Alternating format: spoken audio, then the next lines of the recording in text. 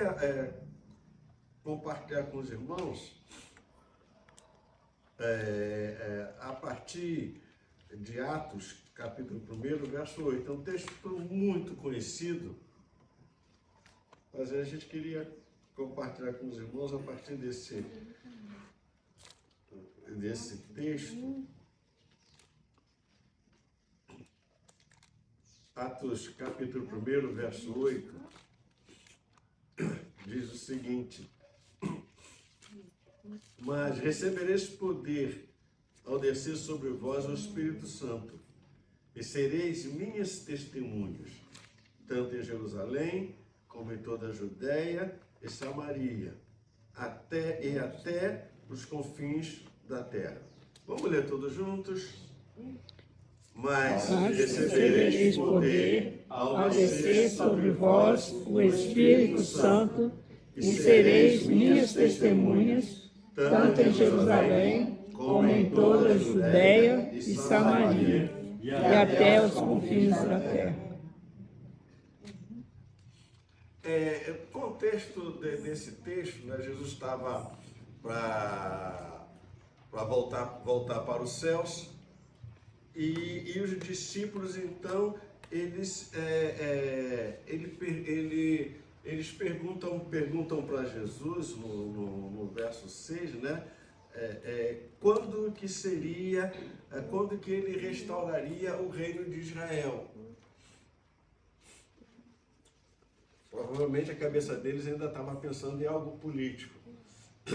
E Jesus, ele muda o rumo da prosa. E em vez dele falar sobre o reino, quando ele viria, ele vai dizer: não vos compete conhecer o tempo ou épocas que o Pai reservou exclusivamente para a sua autoridade.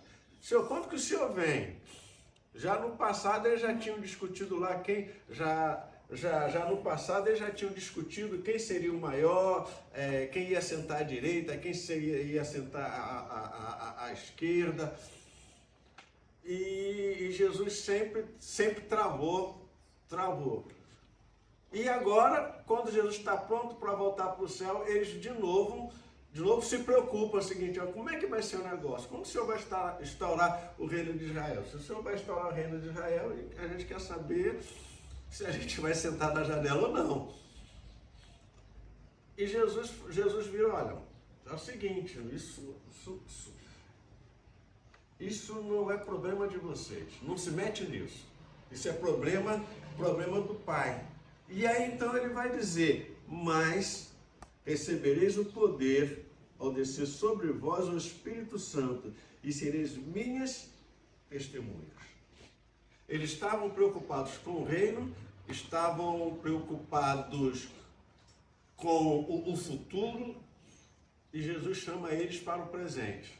Jesus fala: olha, o negócio é o seguinte, o que vai acontecer é que vocês vão receber o poder do Espírito Santo. E quando vocês receberem o poder do Espírito Santo, vocês serão minhas testemunhas. É interessante que o texto, então, ele vai chamar a nossa atenção para algumas coisas, que a gente queria, a partir disso, desenvolver algumas coisas. Ele vai dizer: e recebereis o poder. Se eles iriam receber o poder, isso implica que eles não tinham o poder. E se eles receberiam, não era algo que eles poderiam ter por eles mesmos. Se eles precisavam de que alguém desse a eles. Então Jesus diz o seguinte: vocês vão receber o poder do Espírito Santo. Mas quando vocês receberem este poder, vai acontecer algo com vocês. O que é que vai acontecer? Vocês serão minhas testemunhas. Jesus, ele vai colocar aqui duas coisas. A primeira coisa que Jesus vai colocar é algo que só Deus pode fazer. É dar poder. é da unção, é da autoridade. Mas há uma outra coisa que só o homem pode fazer: testemunhar. E testemunhar significa dizer ou contar aquilo que eu vi. Nada mais do que isso. Eu preciso compartilhar aquilo que eu vi ou aquilo que aconteceu comigo. Então Jesus diz o seguinte: olha, vocês vão receber poder. E ele está dizendo o seguinte: quando vocês receberem o poder, vocês não vão esquentar a cabeça com o que vai ser depois. Porque a preocupação de vocês é com o presente. A preocupação de vocês é compartilhar o que aconteceu com vocês. E Jesus, então, ele vai dizer, né, a Ademir é muito melhor do que eu nesse negócio, né? Ele vai dizer: isso vai acontecer em Jerusalém, na Judéia, Samaria e até os confins da terra, do mundo. Isso não é uma questão de primeiro aqui, depois lá, e como alguém já disse, aqui, lá e acolá. Não. Ele fala de algo simultâneo. Por onde a gente passa, a gente precisa compartilhar, a gente precisa testemunhar. Mas Jesus, ele vai ser enfático de que nós vamos receber para poder compartilhar, para testemunhar. Mas para a gente poder testemunhar, consequentemente, a gente tem que receber o poder. É óbvio. Mas para eu testemunhar também, eu preciso ter algum tipo de experiências reais, factuais, que eu possa contar para as pessoas. E eu lembro a Bíblia, João fala a história daquele cego, né? Mas que negócio é esse? Você não era cego? Chamou os pais. Mas ele era cego, sim. Ele nasceu cego, mas o que aconteceu, quero saber. Mas você era cego, quem te fez você ver? Ele, olha, eu quero dizer para vocês uma coisa: eu era cego e agora eu vejo. Acabou. Isto é, para testemunhar, nós temos que ter algo para contar, para testemunhar. Se eu preciso testemunhar de Jesus, e aí a gente vai fazer o nosso jabá, né?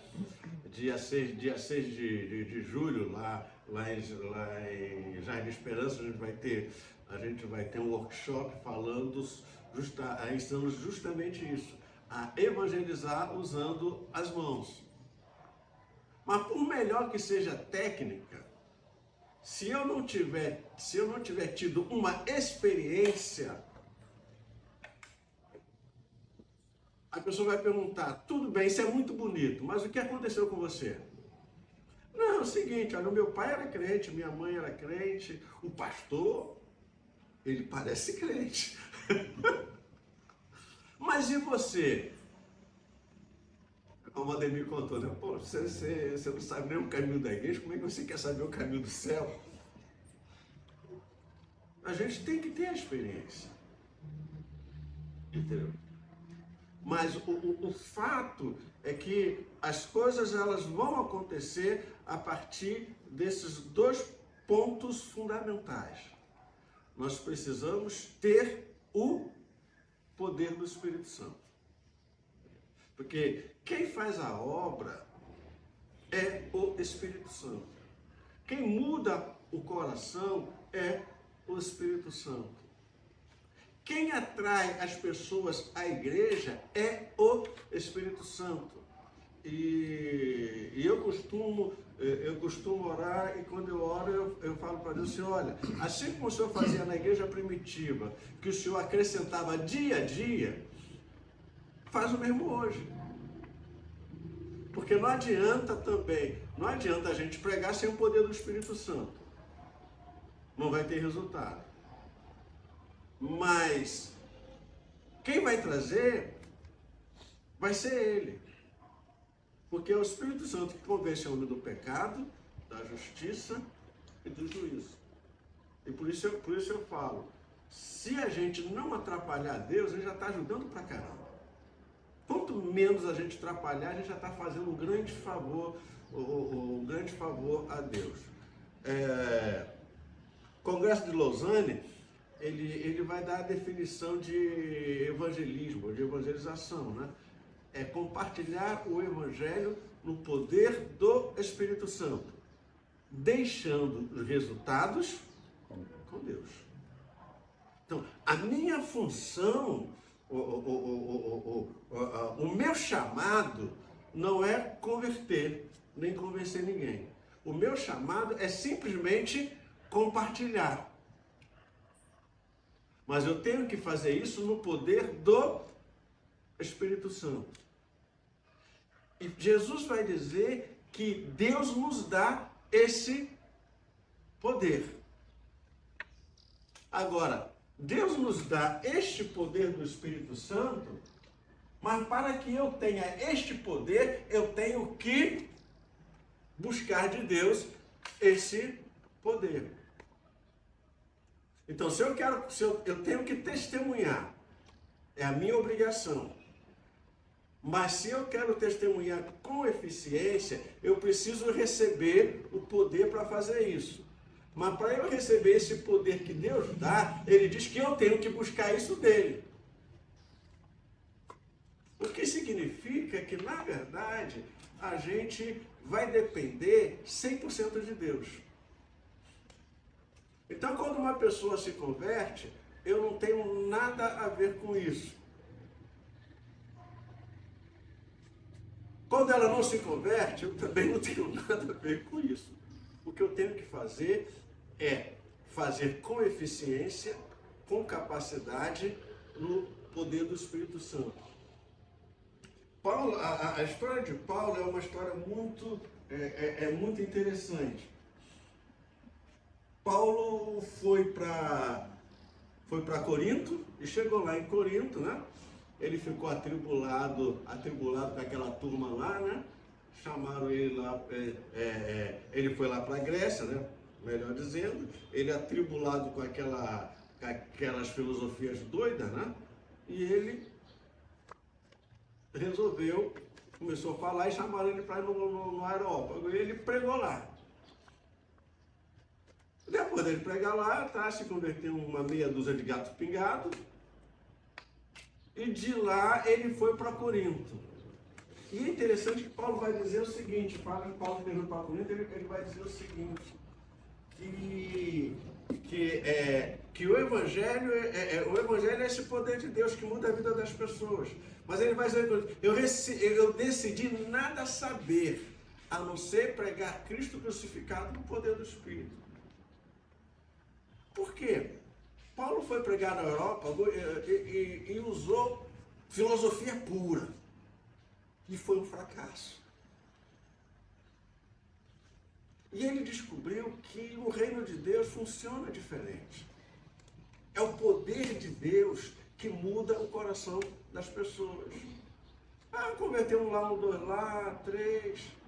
Ele estava acostumado a pregar, convertia 50, 100, 200, aquele negócio tudo. Aí quando chegou aquele cara, tudo gente intelectual, pulou, citou lá, filósofo, Aí ele falou, seguinte, não funciona. Filosofia, sabedoria humana não funciona. O que funciona é a mensagem da cruz pregada do poder do Espírito Santo. Eu tive um professor, acho que na ADB teve também, o Paulo Belt. Paulo Belt falava o seguinte, meus irmãos, o seguinte, a igreja não quer saber quem foi Sócrates. A igreja não quer saber quem foi Platão, quem foi Aristóteles. A igreja não quer saber nada. Ela quer saber o seguinte, quem foi Paulo, quem foi Pedro, quem foi João e o que eles fizeram. Quando você for pregar, prega isso. Porque isso vai mudar o coração das pessoas. É a palavra de Deus que muda a vida das pessoas. Então, o que a gente precisa fazer? Pregar a palavra de Deus. Porque é a palavra que Isaías vai dizer que a minha palavra não volta vazia, mas prosperará naquilo que eu a enviei. Isso é, Deus diz que a palavra dele funciona. Mas muitas vezes nós achamos que essa palavra não funciona. E aí queremos fazer a coisa bonita, linda, citar filósofos, poetas, esse negócio todo. E aí acontece, termina o culto, o camarada chega, pastor, não entendi nada, mas o senhor pregou pra caramba. Não entendi nada. Mas olha, mas foi muito bonito. Mas foi muito bonito. Porque o que impacta o coração das pessoas, o que muda o coração das pessoas, o que quebranta o coração das pessoas é a palavra de Deus sendo ministrada no poder do Espírito Santo. Lá em Jardim de Esperança a gente está tendo algumas experiências interessantes. E de repente até bem engraçado. Nos últimos meses, a gente, uma vez por mês, a gente faz o evangelismo na rua. A gente sai na rua para distribuir folheto. Basicamente distribuir folheto. Às vezes não dá nem tempo de falar, é só distribuir. Mas é interessante que está acontecendo que nós já temos na igreja, acho que 3 ou 4 famílias, como resultado, distribuição de literatura. Só que as pesquisas de evangelismo dizem o seguinte, para uma pessoa se converter com distribuição de literatura, você tem que distribuir 10.000 para uma. E a gente não distribuiu 2.500. A gente tem quase 10 pessoas na igreja como resultado direto de distribuir literatura na rua. Isso é, a palavra, ela funciona. Mas como ela vai funcionar? Nós precisamos disponibilizar esta palavra às pessoas. E aí a gente precisa então inventar, entre aspas, uma série de coisas. Eu fico imaginando Paulo hoje, com os recursos tecnológicos que a gente tem hoje, com Twitter, com Facebook, com WhatsApp, com Instagram, com YouTube. Paulo faria um estrago nesse mundo. Porque ele sem nada, andando 60 quilômetros a pé para chegar num local, 200 quilômetros, o homem fez um estrago no Império Romano. Mas o que a gente faz? Para que a gente usa nossas redes sociais? Para nada. A gente tem vergonha de compartilhar o Evangelho nas redes sociais. Eu lembro uma vez que a gente teve um encontro, acho que foi no Malibu, e um encontro de genial, um negócio desse, e nós fomos aí, e aí, dado momento lá, eu saí, comecei a conversar com o pessoal, aí uma senhora chegou para mim, pastor, sua mulher está aí? Eu estava assim, então eu queria falar para ela, conversar com ela, não, para mim. Sabe o que é, pastor? Eu estava um dia desse aí, eu estava muito para baixo, deprimida, depressiva, angustiada, e ela mandou para mim uma mensagem, não sei, foi o WhatsApp, ela mandou para mim, aquilo revigorou meu coração. Uma mensagem simples, atingiu o coração. Então Deus hoje nos deu recursos extraordinários. Ah, mas eu não vou ver, não vou ver. A Bíblia diz, o que a palavra diz? A minha palavra não vai voltar vazia. Ela vai prosperar, ela vai dar resultado. Mas para dar resultado, eu preciso semear. Só colhe quem semeia. Nós está vendo ali o trabalho ali. Já tem milho. Já tem milho. Mas por que tem? Porque foi semeado. Então, se a gente quer colher, a gente precisa plantar. Nós não vamos colher se a gente não plantar. Mas qual é o tempo? O tempo não compete a nós. O que compete a nós, como dispenseiros de Deus, e Paulo vai dizer, compete ao dispenseiro que ele seja fiel.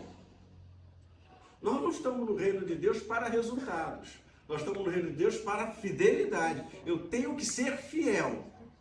O resultado, eu lembro a história de um missionário que ficou 20 anos no campo. E o camarada fez tudo que ele podia, não se converteu uma viva alma. Saiu do campo, foi outro missionário. Em 2 anos o campo começou a florescer. Mas quem plantou? Quem plantou? Uma que planta, uma que semeia, outra que rega e outra que colhe. A gente não sabe onde que a gente está. Eu não sei se eu estou plantando, eu não sei se eu estou regando, eu não sei se eu estou colhendo. Às vezes eu vejo se eu estou... Eu não sei. Mas nesses 3 contextos, o que Deus quer de mim é que eu seja fiel a Ele, fiel ao chamado dele. Só isso. Eu lembro um dia o Robert Val, né? O Robert Val falando... O Robert Val falou que um dia ele entrou em parafuso, né? E ele chegou para Deus e falou, Senhor, eu não vejo ninguém na igreja se converter, o negócio, acho que o negócio não está funcionando. Aí chegou no outro domingo lá, aí chegou um camarada, chegou, pastor, sabe aquele domingo que o senhor pregou, que o senhor fez apelo? Ele sim. Não foi ninguém lá na frente, né? Ele mas naquele dia eu me converti. Naquele dia eu entreguei minha vida a Jesus. E as pessoas começaram a falar. Mas o nosso problema, e é problema meu também, é que a gente quer ver. A gente tem que ver porque faz bem ao olhar. E a gente tem um problema de acabar fazendo comparações. Poxa, aquela igreja lá tem 350, a minha só tem 10. Mas aquele camarada está sendo fiel. Só Deus sabe. Aí de repente vai chegar lá no céu, aquele camarada não está e você está. É questão de fidelidade. Esses frutos são muito maiores. São frutos maiores. A gente olha muito movimento. A gente olha, Quantas pessoas que Deus às vezes converte simplesmente porque você parou, cumprimentou, conversou, orou. Então, aí tem pessoas que você nunca nem vai saber. Vai só saber. Ontem Ontem a gente estava falando no Conselho de Pastores e Jesus falando, né?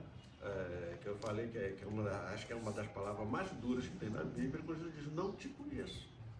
Se eu preguei no teu nome, eu fiz isso, construí igreja, e ele... Gabriel, quem é esse cara? Eu não sei quem é. Mas Senhor, mas eu fiz no teu... Eu não te conheço.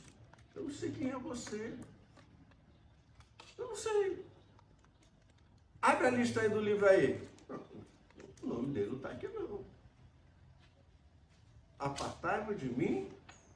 Não conheço você, não sei quem você é. Porque reino de Deus é relacionamento. Porque o que Deus está interessado não é em obra, Deus está interessado em caráter. Por isso ele fala, cautelai-vos. Olha o caráter. Então tem muita gente aí que faz sucesso diante dos homens. Mas diante de Deus é um fracasso.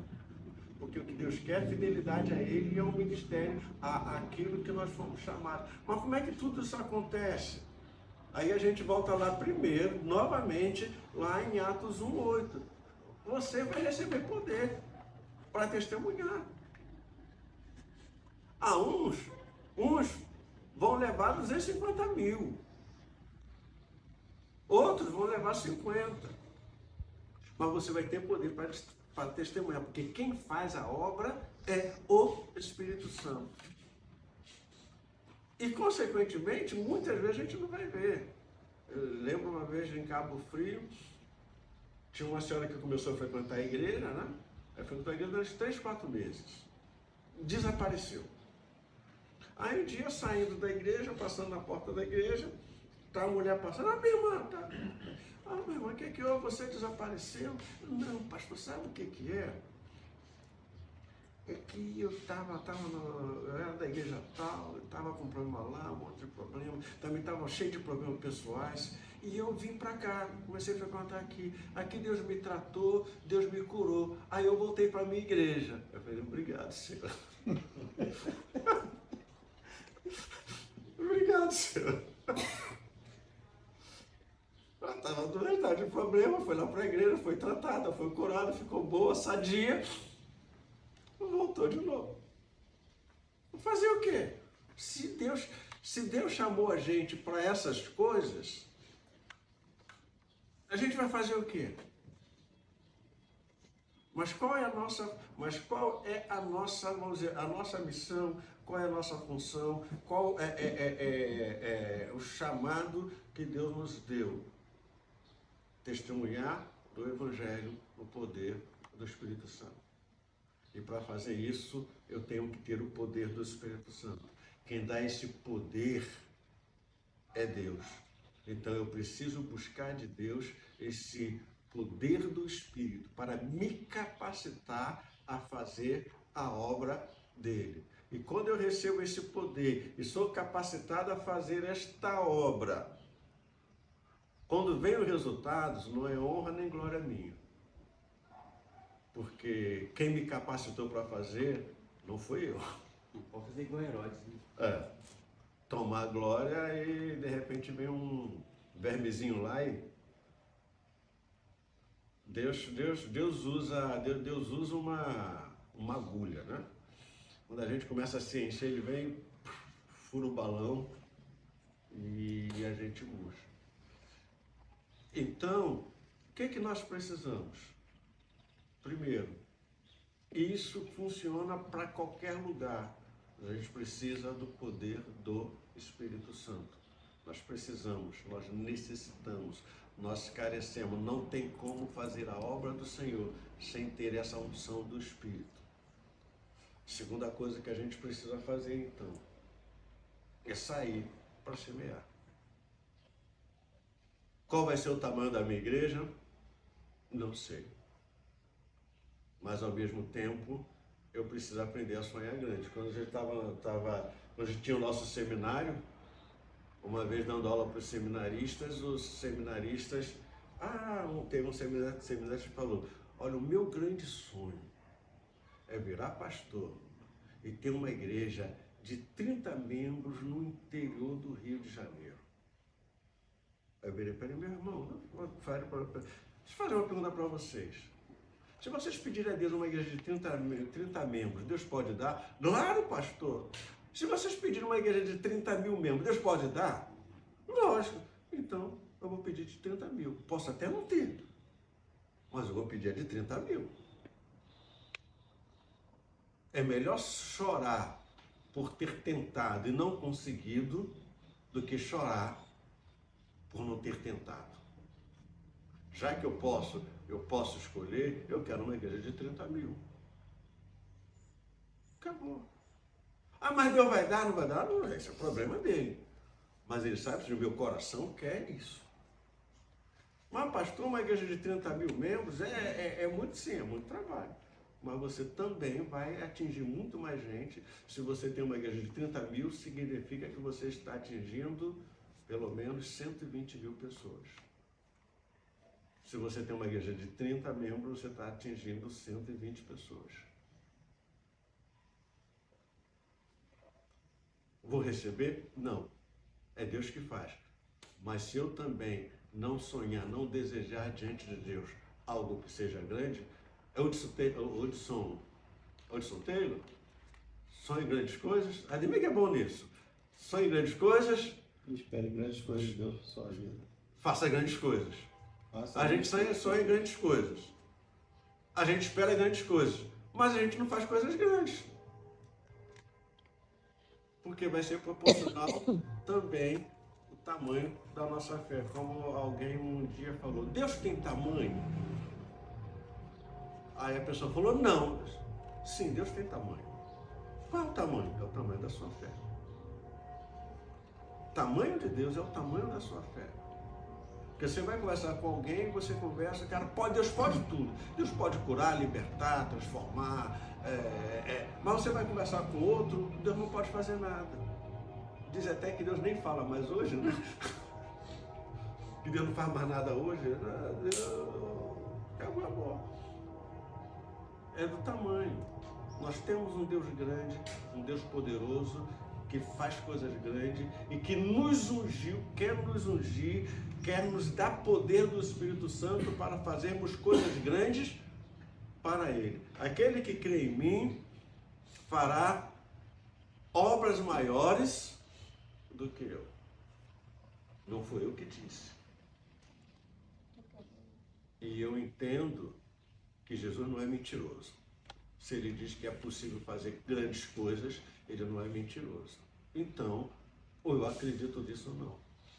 Então, o nosso desafio como igreja, eu queria estimular os irmãos, desafiar os irmãos, a gente usar todos os meios, todos os recursos que a gente tem para propagar o Evangelho. O que vai acontecer? Não sei. Mas uma coisa eu sei. Essa palavra, ela não vai voltar vazia. E um dia na eternidade, Deus vai mostrar para a gente os resultados. Ele pode encher nossa igreja, pode não encher. Mas a minha responsabilidade é ter o poder e compartilhar. Depois disso, é Ele que vai fazer, de acordo com a vontade dele, o projeto, o propósito dele para para as nossas vidas. Mas nós precisamos do poder do Espírito Santo e nós precisamos testemunhar. E quando a gente faz isso, as coisas começam a acontecer. No dia desse, estava compartilhando com o pessoal, né? Quando a gente foi para Jardim Esperança, quando a igreja estava boa, tinha 10 pessoas. Quando bombou, cara. O pastor tá bombando, tinha 15. Bombou, dia 15. E hoje, graças a Deus, hoje está em 40, 50, 60, 80. Mas o que compete a nós? É sair à rua, é usar recursos.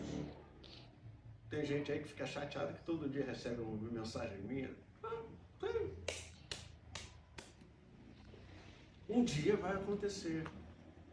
Mas nós precisamos fazer a nossa parte, que é compartilhar e usar todos os recursos possíveis para as pessoas saberem que há uma oportunidade delas conhecerem Jesus através de nossas vidas. E não precisa falar muita coisa, porque aquele cego falou, eu era cego e agora eu vejo. Acabou. Minha vida mudou.